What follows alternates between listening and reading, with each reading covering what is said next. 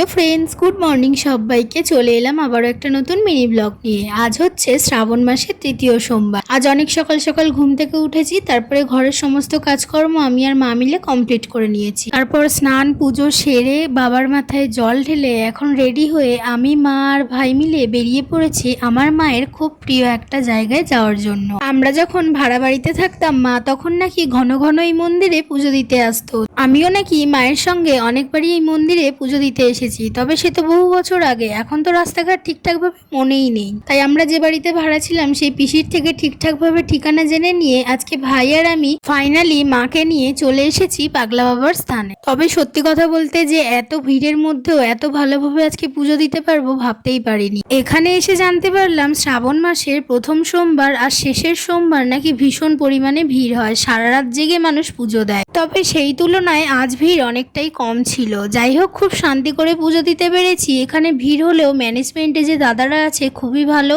একদমই তাড়াহুড়ো করে না। অনেকে তো বাঁক নিয়েও আসছে বাবার মাথায় জল ঢালতে। যাই হোক, পুজো দিয়ে পেরিয়ে বাইরে ধূপ মোমবাতি সমস্ত কিছু জ্বালিয়ে নিলাম। আর এখানে আসলে তোমরা শুধু বাবার মন্দির না, সঙ্গে মা কালী, মা মনসা, মা শীতলা আর সবশেষে বজরংবলীর মূর্তিও দেখতে পাবে। যাই হোক, আমরা যেদিন গিয়েছিলাম মানে শ্রাবণ মাসের তৃতীয় সোমবারে শুধু বাবার বার নয়, সঙ্গে নাগপঞ্চমীও ছিল, তাই আমরা মায়ের মনসাতলায় একটু ধূপ মোমবাতি জ্বালিয়ে প্রণাম করে নিলাম। আমাদের পুজো দেওয়া তো কমপ্লিট। শ্রাবণ মাসের এখনো 2টো সোমবার বাকি আছে। তোমরা যদি কেউ এই মন্দিরে আসতে চাও আমাকে কমেন্ট করে জানিও, আমি তোমাদের অ্যাড্রেস বলে দেবো। পুজো দিয়ে বাইরে বেরোতেই দেখলাম মন্দির কমিটির কিছু দাদারা শরবত বিতরণ করছে। এক গ্লাস ঠান্ডা ঠান্ডা শরবত খেয়ে নিলাম। আমরা বাড়ি থেকে সাবু মাখা করে নিয়ে গিয়েছিলাম, সেটাই পার্কে বসে খেলাম। তারপরে ভাই এনেছিল আইসক্রিম, সেটা খেতে খেতেই আমি ছোটবেলায় যে স্কুলে পড়তাম তার পাশ দিয়ে এখন যাচ্ছি আমরা যে বাড়িতে ভাড়া ছিলাম সেই পিসিদের বাড়িতে। পিসিদের বাড়িতে বেশ খানিকক্ষণ ছিলাম, 1-1.5 ঘন্টা গল্প করতে করতেই কেটে গেল।